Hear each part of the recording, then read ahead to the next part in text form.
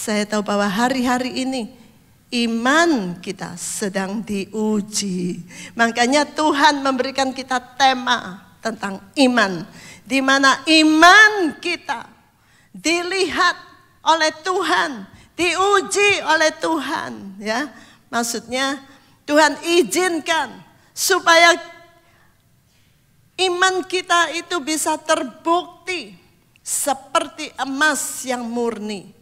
Menghadapi apapun juga, iman kita tidak goyah terhadap Dia. Amin. Amin. Saudara, dan ini memang saat-saatnya. Kalau saya bilang sudah mendesak banget ini, ya.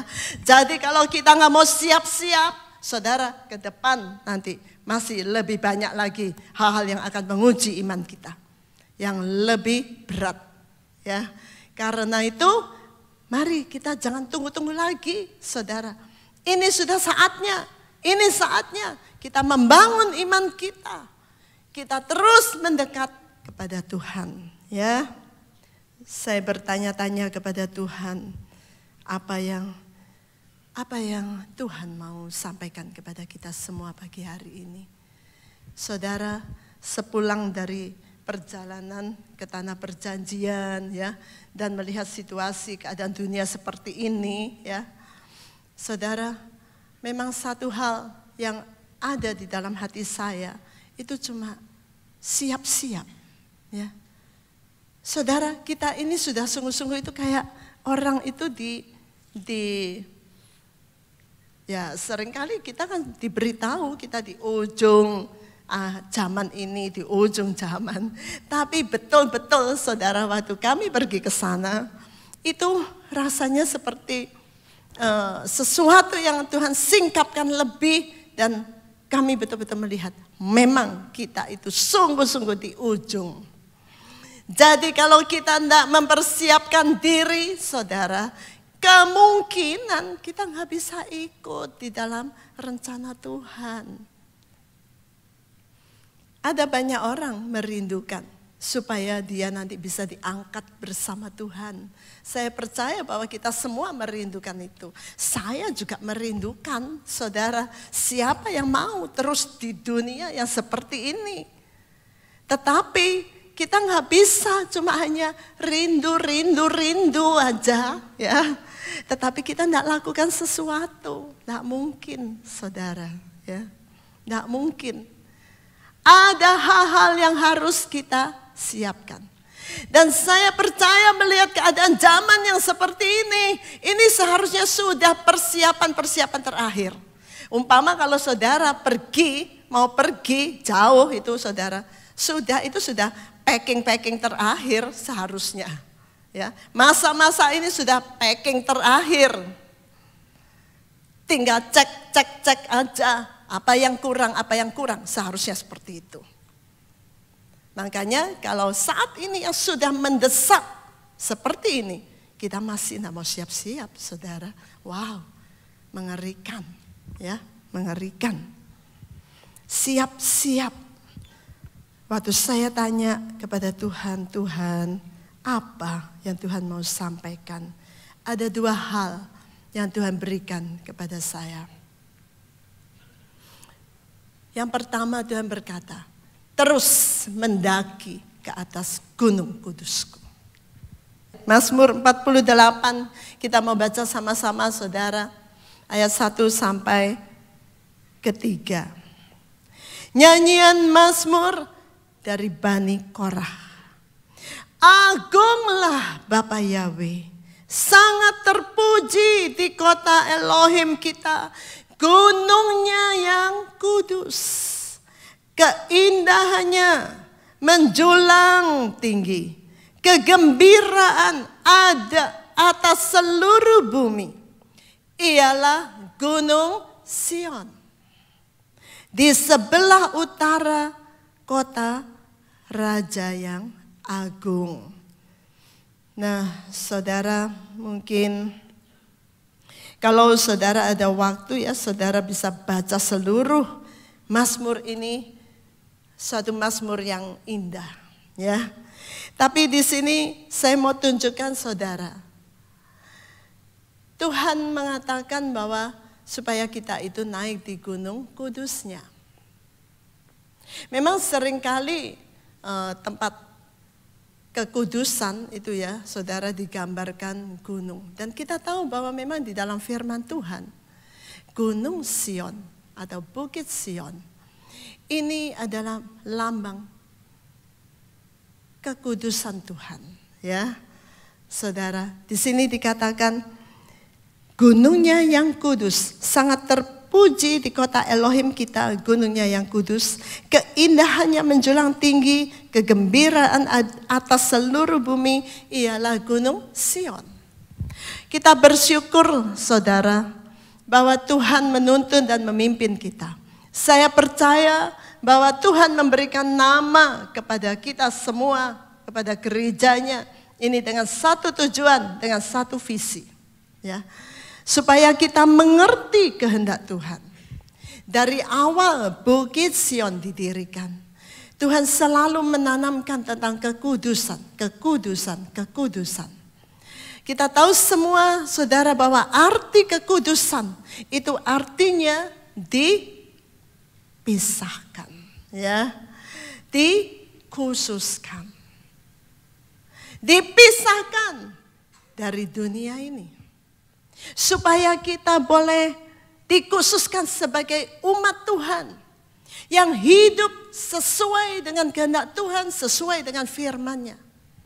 Makanya saudara, seharusnya kalau kita mengerti tentang hal ini, kita tidak usah heran kalau Tuhan sangat menekankan akan kebenaran-kebenaran firman-Nya di tempat ini. Kalau Tuhan sangat menekankan tentang Torah Tuhan. Ada banyak orang selalu bilang, kenapa di sana seperti ini, kenapa di situ seperti itu, dan sebagainya. Saudara, kita harus tahu ya, apa yang Tuhan kehendaki dengan kita. Ya, apa yang Tuhan kehendaki dengan kita. Di dalam kitab Wahyu ada bermacam-macam gereja. Kalau saudara tahu di mana tempat saudara, kita juga harus tahu apa yang menjadi kehendak Tuhan atas gerejanya di tempat ini. Karena kalau kita perhatikan, memang tidak sama, saudara. Ya, saudara baca kitab Wahyu. Kita harus banyak belajar firman Tuhan supaya kita bisa mengerti kehendak Tuhan. Tuhan berkata, naik terus ke atas gunung kudusku. Saudara, apakah ini hal yang mudah? Tidak. Saya masih ingat beberapa tahun yang lalu, Tuhan pernah menunjukkan gambaran tentang gunung kudus Tuhan. Beberapa saudara mimpi, ya. Waktu itu saya masih ingat pada waktu berdoa, Tuhan menunjukkan satu gunung yang sangat terjal, saudara. Ya. Yang begitu melihat, saya tahu ini tidak gampang untuk mendaki gunung ini. Memang. Dan salah seorang dari kita dalam waktu yang hampir bersamaan juga mendapatkan mimpi. Waktu itu dia bermimpi harus mendaki satu gunung, ya saudara. Tapi gunungnya itu dia katakan seperti tidak mungkin didaki. Itu gunungnya itu hampir tegak lurus begini, saudara. Bayangkan bagaimana kita mendaki gunung yang hampir tegak lurus ini. Tapi dia berkata, pokoknya kita jalan aja. Tapi aneh, di saat jalan, saudara, di saat berjalan, itu seperti jalan di jalan yang rata. Ya, itu namanya iman, saudara. Ya, itu namanya iman. Kita bersama dengan Tuhan, itu makanya firman Tuhan berkata, orang benar akan hidup oleh iman. Ya, bersama dengan Tuhan, itu pokoknya kita jalan aja bersama Tuhan. Pokoknya kita ikut aja firman Tuhan. Kita nurut aja firman Tuhan. Udah kita jalani. Mungkin awalnya kita melihat, sesuatu hal-hal yang tidak mungkin sepertinya. Ada banyak orang bilang, bagaimana kita bisa hidup kudus di tengah-tengah dunia yang seperti ini. Dunia yang sudah rusak. Dunia yang sudah meninggalkan Tuhan. Dunia yang sudah jauh dari Tuhan. Tapi kita jalani aja, saudara. Taat saja kepada Tuhan. Dan saya percaya jalan-jalan akan terbuka. Salah satu contoh aja saudara tentang makanan. Awalnya dulu saya juga berpikir bagaimana di tengah-tengah dunia yang sudah menghalalkan semua. Terus kita mau melakukan sesuatu yang beda. Tapi jalani aja. Nyatanya sekarang bagi kami tidak ada masalah sama sekali. Sama sekali nggak ada masalah. Kami enjoy aja. Masih ada banyak makanan yang bisa dimakan. Ya, ada banyak orang yang merasa bahwa kalau tidak boleh ini, tidak boleh itu, tidak boleh ini. Ya. Terus mau makan apa? Ya, saudara, itu seperti melihat gunung yang sangat terjal. Tapi kalau kita jalani saja bersama Tuhan, saudara, Tuhan pasti akan menolong kita. Kita memang tidak bisa, tidak mungkin mau mendaki gunung yang tinggi, gunung kekudusan Tuhan, kalau kita tidak melihat apa yang ada di puncak. Ya, saudara. Memang untuk naik ke atas gunung kekudusan Tuhan dibutuhkan mata rohani yang terbuka. Kalau kita nggak bisa melihat perkara-perkara yang di atas seperti yang dikatakan di dalam Kolose Kolose 3 ayat 1 dan 2. Perkara-perkara di atas, saudara, kita akan ragu-ragu banget. Kalau mata kita hanya selalu melihat yang di dunia ini, saudara, kita tidak mungkin mau mendaki gunung kekudusan Tuhan. Tidak mau pasti. Karena kita tidak mengerti, kita tidak bisa melihat apa yang ada di puncak gunung itu. Tetapi kalau kita bisa melihat apa yang ada di puncak gunung itu, karena kita punya mata yang terbuka, mata rohani yang terbuka.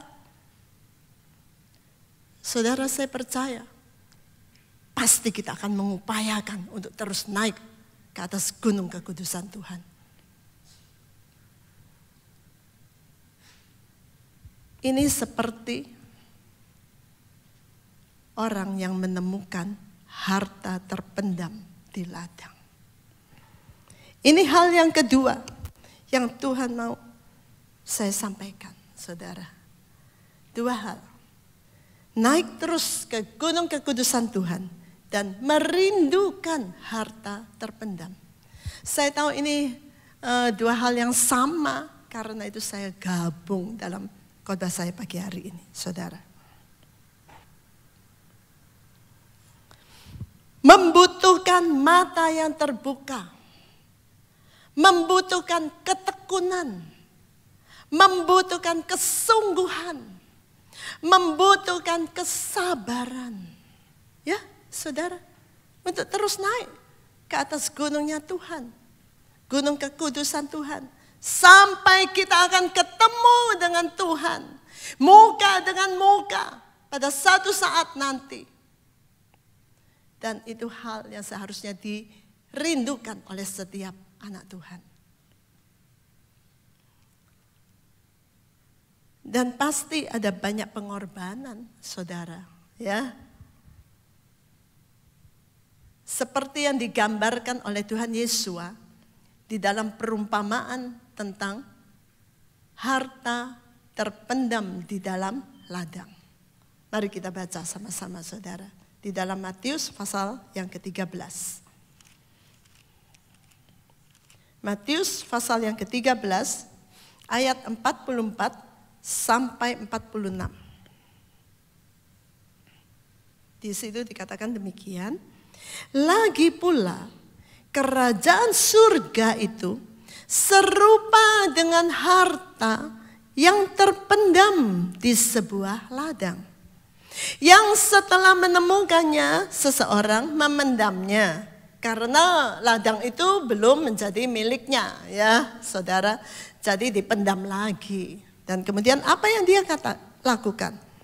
Dan oleh karena sukacitanya itu, ia pergi dan menjual segala sesuatu sebanyak yang ia miliki. Dan dia membeli ladang itu. Lagi pula, kerajaan surga itu serupa dengan seorang pedagang yang mencari mutiara yang indah.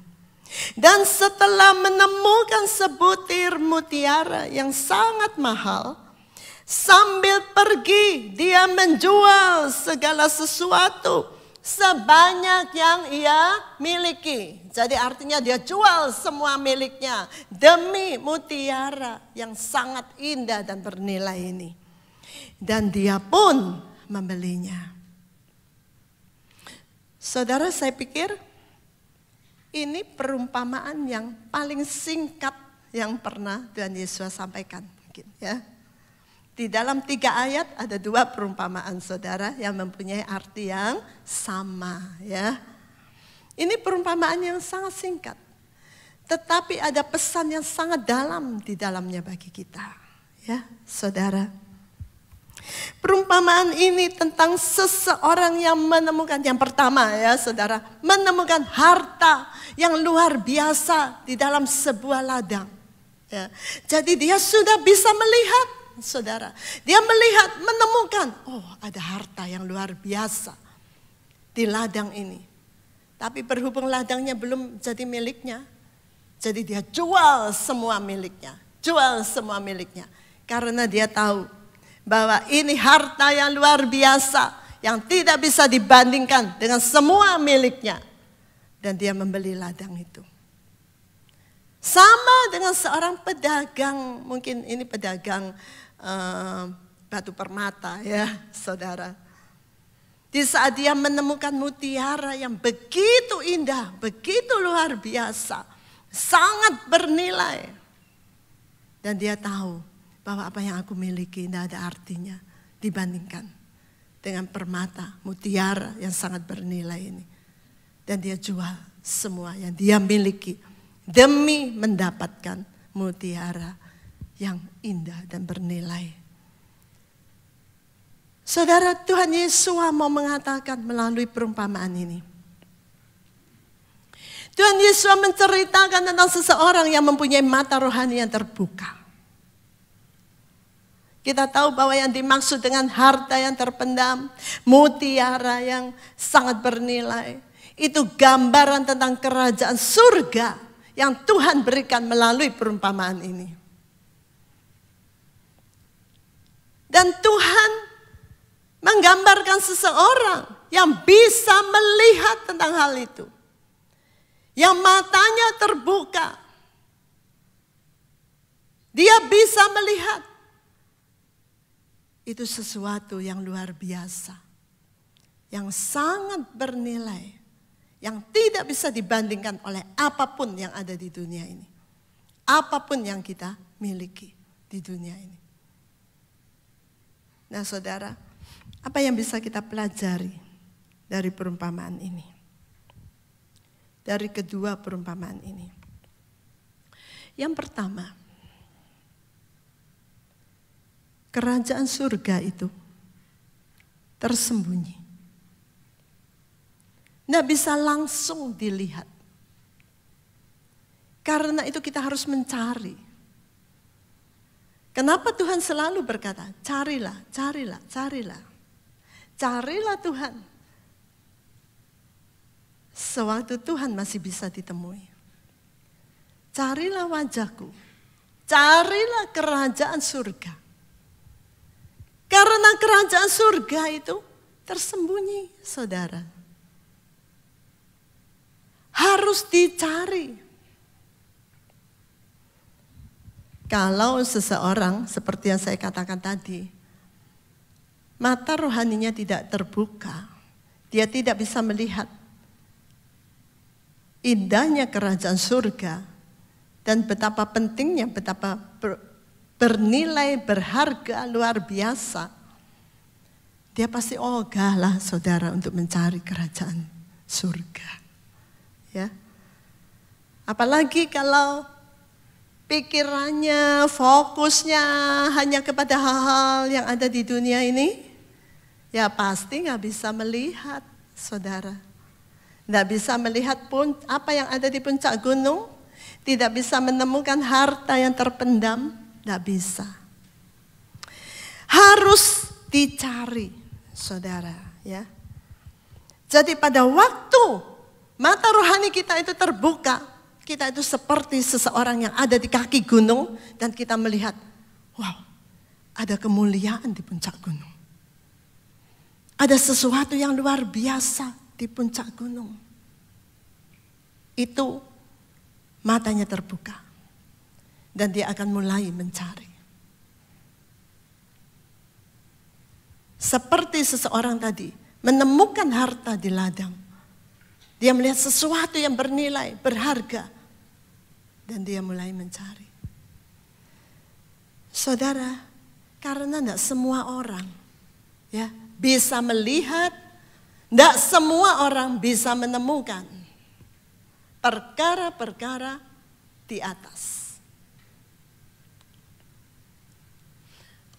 Saudara, kalau kita lihat, ada banyak orang tidak bisa terbuka matanya tentang keselamatan. Ya, ada banyak orang tidak bisa mengerti,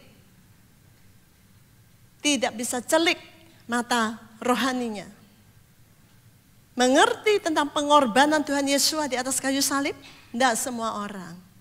Kalau semua orang, saudara, wow, sudah di dunia ini tidak ada yang namanya orang tidak percaya, orang tidak mau terima Tuhan Yesus sebagai juru selamat. Ya, tapi kita melihat nyatanya terlalu banyak yang tidak bisa mengerti.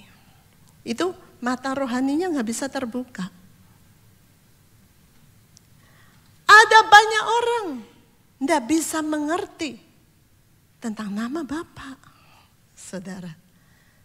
Saya sekali lagi saya ingin sharing tentang hal ini karena saya boleh dibilang, saudara, saya baru beberapa waktu yang lalu sebelum berangkat ke Holy Land, saya mengalami sesuatu yang semakin membuka mata rohani kita, betapa pentingnya nama ini. Saya masih ingat waktu itu saya habis khotbah tentang Mazmur 91. Ya, saya lupa, enggak tahu siang, enggak tahu pagi waktu itu. Saya sedang mengkhotbahkan tentang tempat perlindungan, ya. Yang enggak mungkin dipisahkan dari nama Bapa, karena memang nama Bapa itu tempat perlindungan yang sesungguhnya. Saya masih ingat, saudara, besok paginya saya bangun pagi-pagi dan saya berdoa saat teduh seperti biasa. Pada waktu saya saat teduh, tiba-tiba saya berdoa. Pada waktu saya menyembah Tuhan, saya berdoa. Tiba-tiba semua yang firman yang saya sempat bagikan kemarinnya, saya bicara tentang nama Bapa semua itu seperti di flashback begitu, saudara. Di dalam pikiran saya ayat-ayat semua. Dan kemudian saya merasa banget. Saya merasa ada satu pribadi yang seperti berdiri di hadapan saya dan kemudian saya seperti dinaungi sesuatu yang begitu kudus, begitu mulia. Saya tidak bisa gambarkan, saudara. Tapi saya cuma bisa merasakan saat itu. Ya, saya cuma bisa nangis waktu itu. Dan saya menyadari saya sedang berhadapan dengan Tuhan dan Tuhan berkata waktu itu, selama ini kamu tidak mengerti yang sesungguhnya tentang namaku. Dan waktu itu, saudara, saya hanya bisa tersungkur. Terus terang, saudara, gak berani ngangkat wajah ini, seperti gak berani. Saya tahu bahwa saya berhadapan dengan Tuhan yang Maha Kudus, yang luar biasa. Saya coba waktu itu saya bisa melihat betapa saya penuh dengan kekurangan, kelemahan, kejelekan semuanya. Dan saya hanya menangis di hadapan Tuhan. Saya bilang, Tuhan ampuni, ampuni, ampuni. namanya itu mewakili pribadi Tuhan. Jadi kalau kita tidak takut sama namanya, saudara, mungkin kita belum terbuka banget tentang nama Tuhan.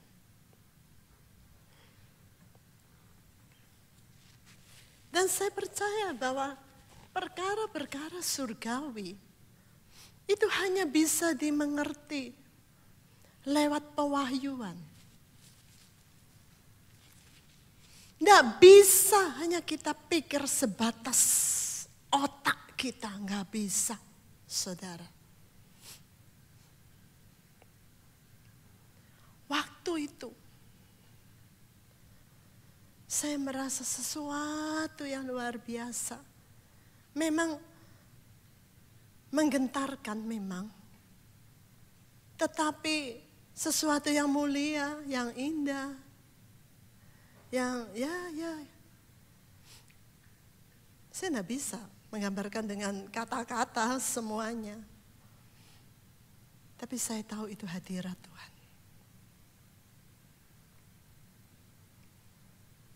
Saya percaya di saat kita ketemu dengan Tuhan, itu tidak ada yang bisa kita sembunyikan. Semuanya terbuka. Dan kita akan melihat diri kita sebagaimana adanya. Bahwa sesungguhnya kita ini tidak layak di hadapan Tuhan. Yang kudus. Dan saya percaya bahwa Tuhan mau membukakan tentang hal ini pada kita. Saya percaya saudara, kenapa di saat orang ketemu Tuhan, mereka nggak bisa berdiri, nggak bisa.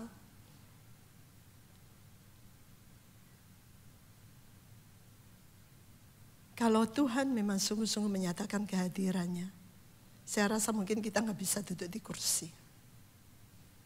Nggak bisa. Waktu itu rasanya mau angkat kepala begini aja. Itu rasanya nggak layak, saudara.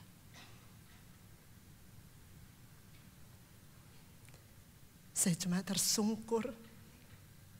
Dan saya tahu. Saya cuma bilang, Tuhan, Engkau tuh baik, baik. Ampuni aku ini. Ampuni aku ini, tidak layak Tuhan. Hanya kebaikan-Mu itu yang melayakkan. Dan saya semakin mengerti betapa berharganya darah Tuhan Yesus yang melayakkan kita untuk bisa menghampiri tata kasih karunia.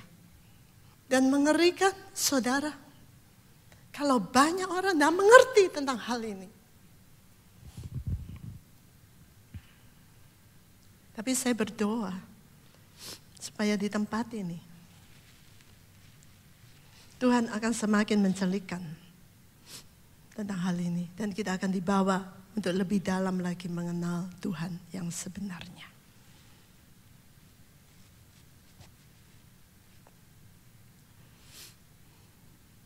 Ada banyak orang mengeluh dan mengomel tentang Torah Tuhan. Saya tidak menyalahkan saudara. Mungkin karena memang mata rohaninya belum terbuka. Itu aja. Kalau mata rohani kita terbuka, kita akan tahu, kita akan mengerti, kita akan melihat bahwa itu perkara-perkara mulia yang sedang Tuhan berikan kepada kita. Orang yang mata rohaninya terbuka, dia akan bersuka cita. Makanya di situ tadi dikatakan, di gunung kudusnya Tuhan, itu ada sukacita, saudara. Ya, ada sukacita. Kita pasti akan bisa bersuka cita tentang perkara-perkara rohani yang Tuhan sediakan bagi kita. Kita akan bersuka cita akan perkara-perkara surgawi yang Tuhan bukakan kepada kita. Memang tidak semua orang mendapatkan itu. Tapi saya percaya kalau kita punya kerinduan, saudara, dan terus mencari, kita akan mendapatkan. Pasti kita akan mendapatkan. Karena firman Tuhan berkata, carilah maka kamu akan mendapatkan. Ketuklah pintu, maka pintu akan dibuka. Ya. Hanya saja ada banyak orang yang tidak suka mencari, tidak mau mencari.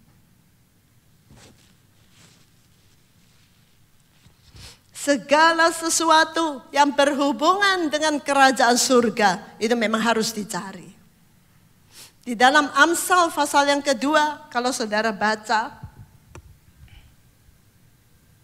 Amsal pasal yang kedua, kita baca aja ya sama-sama. Amsal pasal yang kedua ayat 1 sampai 5. Hai anakku, jikalau engkau menerima perkataanku dan menyimpan perintahku di dalam dirimu, sehingga engkau mencondongkan telingamu kepada hikmat, engkau akan melapangkan hatimu kepada pengertian.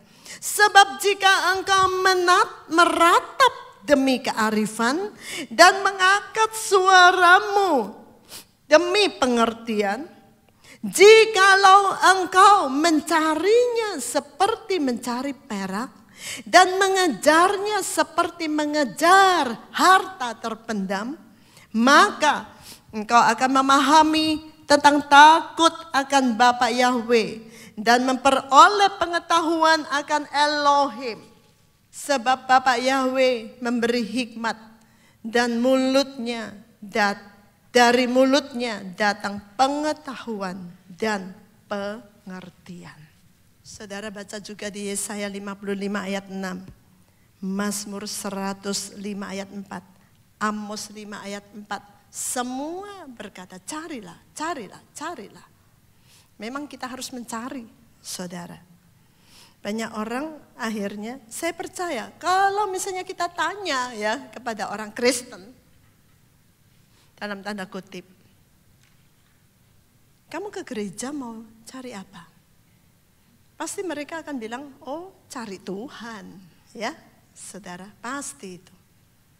Saya percaya bahwa memang mungkin setiap orang itu punya kerinduan untuk mencari Tuhan. Tetapi di tengah jalan itu ada banyak gangguan, saudara, biasanya. Di dalam perjalanan kita mencari Tuhan, karena dunia ini pasti menawarkan banyak hal. Menawarkan banyak hal yang seringkali justru menarik, ya, menyenangkan, ya, nikmat buat kedagingan kita. Dan itu seringkali yang membuat akhirnya fokus kita itu berubah. Tanpa terasa, tanpa terasa. Makanya kalau sekarang kita perhatikan, saudara, fokus orang Kristen itu kebanyakan tidak mencari Tuhan. Ya mungkin mereka mengatakan, ya aku mau mencari Tuhan. Tapi saya percaya di tempat ini tidak ada. Ya saudara, soalnya saya juga sering kali sudah mendengar kata-kata yang mengatakan begini, kalau orang itu tidak mencari Tuhan sungguh-sungguh, tidak betah di Bukit Sion. Ya memang. Kalau tujuannya bukan mencari Tuhan, tidak kerasan saudara di Bukit Sion. Memang. Saya bilang 100% betul. Memang. Karena memang jalan-jalan Tuhan itu tidak mudah. Tapi kami, dan doakan kami terus saudara, supaya kami terus menyampaikan apa yang Tuhan mau. Enak, tidak enak, suka, tidak suka. Supaya Tuhan terus menolong kami. Tetap memberitakan jalan-jalan Tuhan. Dan tidak menyimpang ke kiri ataupun ke kanan.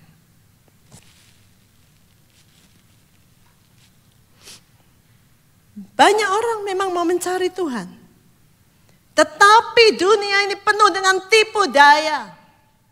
Segala kuasa-kuasa kegelapan ada di sekeliling kita. Yang menawarkan banyak hal, saudara. Tipuan-tipuan semua. Yang membuat akhirnya fokus kita bisa melenceng. Akhirnya sepertinya mencari Tuhan memang. Tapi sebetulnya bukan Tuhan yang dicari. Tetapi yang dicari itu supportnya Tuhan. Dukungan Tuhan. Dukungan untuk apa? Dukungan supaya kita bisa menikmati dunia ini, saudara. Dukungan supaya hidup kita ini bisa baik-baik saja, ya. Kita bisa bahagia, keluarga kita bisa baik-baik, tubuh kita bisa sehat, ya. Saudara, berkat terus mengalir supaya kita bisa tetap enjoy dan menikmati dunia ini. Itu tidak salah, saudara. Itu tidak salah dan saya percaya bahwa Tuhan sebetulnya juga rindu untuk memberikan itu kepada anak-anaknya. Makanya kalau enggak, Tuhan enggak kasih resep bagaimana kita itu bisa hidup sehat. Tuhan enggak kasih kunci-kunci bagaimana kita bisa diberkati. Sebetulnya Tuhan juga mau memberikan itu semua. Tetapi jalannya Tuhan berkata, carilah dahulu kerajaan surga beserta kebenarannya. Nanti yang lain-lain, apa yang kita butuhkan itu akan ditambahkan. Nah, masalahnya banyak orang akhirnya bukan lagi fokusnya mencari kerajaan surga, tetapi yang lain-lain, saudara. Ya.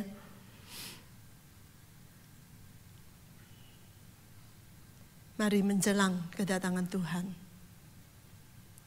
Kalau ada fokus yang mulai berubah, mari saudara, kita perbaiki fokus hidup kita. Yang kedua, jadi yang pertama, kerajaan surga itu harus dicari. Yang kedua tentunya ada harga yang harus dibayar. Ya, lewat perumpamaan tadi saudara kita melihat bahwa kerajaan surga itu tidak bisa didapatkan begitu saja. Ya, memang darah Tuhan Yesus HaMasiah melayakkan kita, saudara, untuk menghampiri Tuhan. Tuhan Yesus seperti yang Pak Loki bilang, sering saya bilang, Tuhan Yesus itu hanya membuka jalan, memberikan jalan, membuka akses, memberikan akses itu, saudara. Jadi tadinya di luar Tuhan Yesus itu tidak ada jalan untuk menuju ke surga. Tidak ada jalan, tidak ada akses. Tetapi Tuhan Yesus memberikan jalan itu. Makanya Tuhan Yesus berkata, akulah jalan, kebenaran, dan hidup. Tapi kita tetap harus berjalan di situ, kita harus membayar harga yang harus dibayar. Ada harga yang harus dibayar. Artinya ada hal-hal yang harus kita korbankan, saudara. Saya tidak tahu, mungkin harga diri, mungkin kedagingan kita, kesenangan-kesenangan kita, waktu pasti, harta, ya, bahkan mungkin sampai nyawa kita. Ada harga yang harus dibayar, saudara, untuk mendapatkan kerajaan surga. Seseorang yang sudah menemukan, seseorang yang mata rohaninya sudah terbuka, melihat kerajaan surga, saudara, maka dia tidak akan sayang dengan semua yang dia miliki. Kita sudah membaca ada begitu banyak contoh, saudara, di kitab suci. Bagaimana para rasul menyerahkan hidup mereka sepenuhnya untuk Tuhan. Ada banyak orang yang mengikut Tuhan, bahkan mereka sampai menyerahkan nyawa untuk Tuhan. Kita baca jemaat mula-mula, Mereka tidak sayang akan harta mereka. Mereka bagi semua. Mereka tidak sayang akan waktu mereka. Setiap hari mereka berkumpul, baca firman, berdoa. Saudara, itu luar biasa. Dan mereka bersuka cita di dalam semua itu. Jadi meskipun ada harga yang dibayar, tetapi tidak dengan berat hati. Tidak dengan terpaksa. Karena mata rohani yang terbuka. Dan karena hati yang mengasihi Tuhan. Kerinduan yang menyala-nyala. Itu membuat saudara, bagi kita yang lain-lain itu tidak ada artinya. Ya, tidak ada artinya.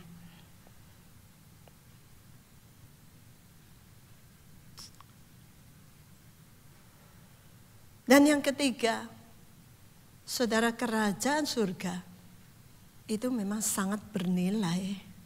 Ya. Tidak ternilai. Saya juga merasa sedih kalau hari-hari ini saya juga menyaksikan banyak orang tidak bisa menilai kerajaan surga. Maksudnya seringkali menganggap itu hal yang remeh, itu hal yang tidak penting, ya. Makanya juga tidak mau bayar harga itu tadi, saudara, ya, karena tidak mengerti betapa bernilainya. Sebetulnya saudara, kalau kita mau membuka mata kita, melihat apa yang terjadi di hari-hari ini. Saya seringkali bilang bahwa hari-hari ini Tuhan sedang menumbangkan kuasa mamon. Meskipun mungkin nanti dia akan bangkit lagi, ya saudara. Tapi coba lihat, semua kemegahan dunia, semua keindahan dunia, hanya dalam waktu sekejap. Kalau Tuhan mau, gampang buat Tuhan. Kasih virus saja, semua lockdown. Bayangkan saudara. Kalau kita punya mata rohani yang terbuka, kita seharusnya bisa melihat hal itu. Bahwa ada perkara yang jauh lebih penting. Lebih mulia, lebih luar biasa. Kalau Tuhan mau menghabiskan dunia ini dalam sekejap mata, itu gampang. Dan kalau Tuhan menghabiskan dunia ini dalam sekejap mata, apa artinya? Semua kemegahan dunia, apa artinya? Semua keindahan dunia, apa artinya? Gedung-gedung yang tinggi, apa artinya? Kepandaian manusia? Tidak bisa. Tidak ada manusia yang bisa melawan Tuhan. Karena memang kita ini hanya makhluk kecil yang tidak ada artinya sebenarnya. Tapi seringkali manusia ini suka sombong di hadapan Tuhan. Ya, saudara. Tapi hari-hari ini sebetulnya kalau kita mau melihat Tuhan sedang menundukkan kesombongan manusia. Karena itu biar pagi hari ini mata kita bisa terbuka. Betapa kerajaan surga itu tidak bernilai dibandingkan dengan segala sesuatu yang ada di dunia ini. Bahkan hidup kita. Biarlah kita semua berdoa saudara. Supaya kita semua boleh selalu mempunyai mata rohani yang terbuka. Karena saya tahu bahwa godaan itu banyak. Dan setan terus berusaha.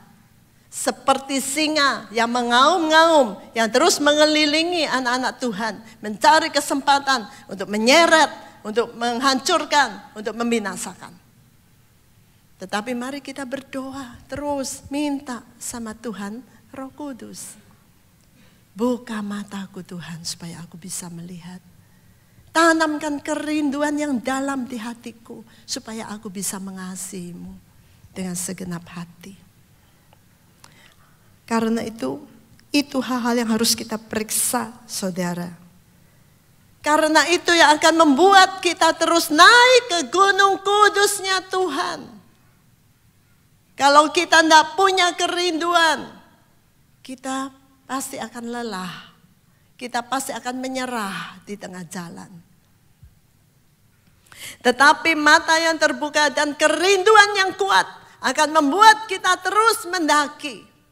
Membuat kita akan terus mencari. dan membuat kita tidak sayang dengan apapun juga. Amin. Nah, saudara, biar kita semua bisa sungguh-sungguh menyiapkan diri untuk kedatangan Tuhan. Yang saya percaya tidak lama. Memang kita tidak tahu kapan waktunya. Tapi mari kita mempersiapkan diri dengan sungguh-sungguh. Supaya di saat Tuhan datang nanti, Tuhan boleh mendapatkan kita. Dan kita akan bersama-sama dengan Tuhan selama-lamanya. Itu sesuatu yang indah, yang mulia, yang luar biasa. Amin.